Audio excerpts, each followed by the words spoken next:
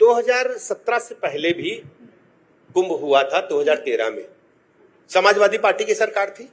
प्रयागराज के ढेर सारे लोग बैठे हैं, मीडिया के माध्यम से देश भर के दुनिया भर के लोग सुन रहे होंगे। उस समय के इंफ्रास्ट्रक्चर की तुलना आप करिए। हमने 4000 हेक्टेयर में पूरे मेला परिसर को आगे बढ़ाने का काम किया।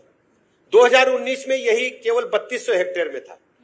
और झूसी साइड हो चाहे अरैल साइड हो, हमने पैंटून ब्रिजेस के माध्यम से इसके आवागमन को बेहतर बनाने का काम किया है। जो ट्रैफिक समस्या वो नहीं आने वाली है, वो हमें दिखी भी सिविल लाइन का एरिया। आप सोचिए 1.5 लाख से अधिक पंडाल लगे हैं, जिसमें साधु संत महात्मा श्रद्धालु पधारेंगे जो शासन ने उपलब्ध कराए हैं। 1.5 लाख से अधिक शौचालय हैं, जिसमें कहीं कोई गंदगी न हो, सैनिटेशन की कोई समस्या न आए। पहली बार हुआ कि इसके लिए सीवर लाइन डाल करके, और पेयजल हर कुटी में, हर पंडाल में, हर शिविर में शुद्ध पेयजल पाइपलाइन के जरिए हमने पहुंचाई है। इलेक्ट्रिफिकेशन के लिए आप अद्भुत नजारा, कभी आप रात में, आप अभी तो दिन है, रात में अगर आप ड्रोन लेकर के जाएं, अपने कैमरे को लेकर के जाएं भारत एक्सप्रेस के, आप ब्रिज पे खड़े होकर के विहंगम दृश्य देखिए। किलोमीटरों तक विहंगम दृश्य संगम नगरी का, प्रयागराज के तट पर महाकुंभ के अद्भुत नजारे को मैं कह सकता हूं कि देव देवता गंधर्व, जो पुरातन काल में हमारी परिकल्पना थी कि ईश्वर भी ऊपर से देख करके इस सनातन के महापर्व को, वास्तव में कह रहा हूं कि अद्भुत है। सभी देवी देवता हमारे पधारते हैं, अद्भुत नजारा होता है। मुझे लगता है हेल्थ एंड इंफ्रास्ट्रक्चर को हमने बेहतर किया है।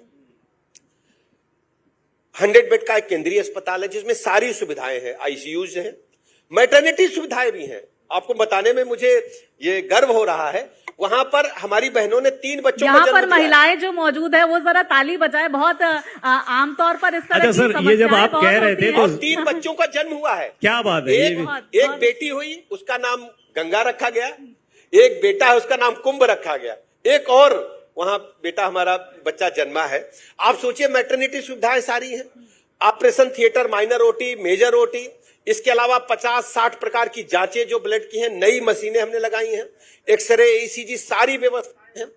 और इसके अलावा हर सेक्टर में विशेष प्रकार के हॉस्पिटल बनाए गए हैं। केवल मेला परिसर में ही हमारे पास 600 से अधिक बेड है। अगर कोई इमरजेंसी आती है, हम उनको एडमिट करेंगे, इंडोर पेशेंट है।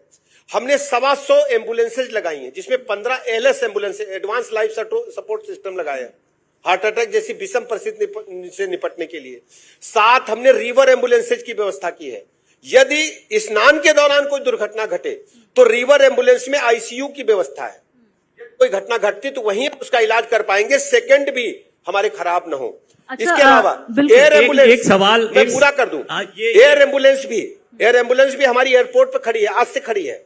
कोई भी दुर्घटना घटती है तो हम अपने पेशेंट को देश के किसी भी अस्पताल में ले जा पाएंगे। इसके अलावा सबसे बड़ी बात यह है कि यदि कोई बड़ी व्यवस्था दिक्कत आ जाए तो प्रयागराज 6000 बेड हमने आरक्षित किए हैं। जितने प्राइवेट हॉस्पिटल्स हैं, सबके हमने जो कैथ लैब्स है उनसे एमओयू किया है। कुछ इमरजेंसी घटी तो हम सरकारी मेडिकल कॉलेज के अलावा कैथ लैब्स में एमओयू के माध्यम से गंभीर परिस्थितियों में रोगी का इलाज हम करा सके। हेल्थ एंड इंफ्रास्ट्रक्चर को हमने उच्च स्तरीय बनाने का काम किया।